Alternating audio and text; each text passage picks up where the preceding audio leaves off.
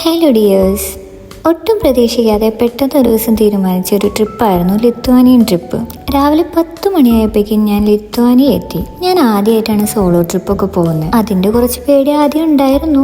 പക്ഷേ Lithuania, Latvia, Estonia ഇത് മൂന്നും ബാൾട്ടിക് രാജ്യങ്ങളായതുകൊണ്ട് തന്നെ വലിയ മാറ്റമൊന്നും ഉണ്ടായില്ല.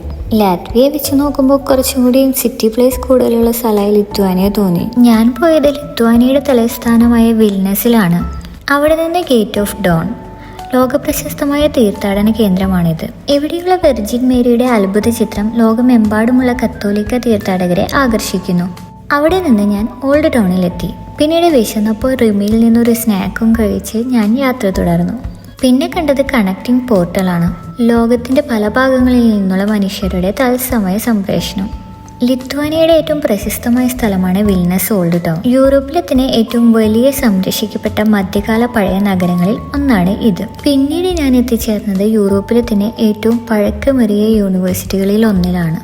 ലിത്വാനിയ സന്ദർശിക്കുന്നവർക്ക് ചരിത്രവും വിദ്യാഭ്യാസ പാരമ്പര്യവും ഒരുമിച്ച് അനുഭവിക്കാൻ കഴിയുന്ന പ്രധാന സ്ഥലങ്ങളിൽ ഒന്നാണ് വിൽനസിലെ ഈ യൂണിവേഴ്സിറ്റി. അതിനുശേഷം ഞാൻ വിൽനസിലെ ഏറ്റവും പ്രധാന ആകർഷണങ്ങളിൽ ഒന്നായ ബെൽ ടവറിൽ എത്തി. കത്തീഡ്രലിന് സമീപം കാണുന്ന സ്വതന്ത്രമായ വിൽനസ് കത്തീഡ്രൽ ബെൽ ടവർ ഒരു കാലത്ത് നഗരത്തിന്റെ പ്രതിരോധ ഗോപുരമായിരുന്നു. പിന്നീട് ഞാൻ അവിടെ നിന്ന് പോയത് ഗെഡിമിനാസ് കാസിൽ ടവറിലായിരുന്നു. ലിത്വാനിയയുടെ തന്നെ ഏറ്റവും പ്രധാന ആകർഷണങ്ങളിൽ ഒന്നായ ഒരു സ്ഥലമാണ് ഗെഡിമിനാസ് കാസിൽ ടവർ. ഇതിന്റെ മുകളിൽ നിന്ന് നോക്കിയാൽ നമുക്ക് ലിത്വാനിയയുടെ ഏറ്റവും മനോഹരമായ ഒരു വ്യൂ കാണാൻ സാധിക്കും. ലിത്വാനിയ ഒരു ചെറിയ രാജ്യമാണെങ്കിലും സമ്പന്നമായ ചരിത്രവും മനോഹരമായ പ്രകൃതിയും നിറഞ്ഞ ഒരു രാജ്യമാണ്. ജീവിതത്തിൽ ഒരിക്കലെങ്കിലും സന്ദർശിക്കേണ്ട യൂറോപ്യൻ രാജ്യങ്ങളിൽ ഒന്നാണ് ലിത്വാനിയ. ലിത്വാനിയയെ കുറിച്ച് കൂടുതൽ അറിയണമെങ്കിൽ ചാനൽ ലിങ്ക് ക്ലിക്ക് ചെയ്താൽ. ഈ വീഡിയോ ഇഷ്ടമായെങ്കിൽ ലൈക്ക് ചെയ്യൂ. നമുക്ക് വീണ്ടും അടുത്ത വീഡിയോയിൽ കാണാം.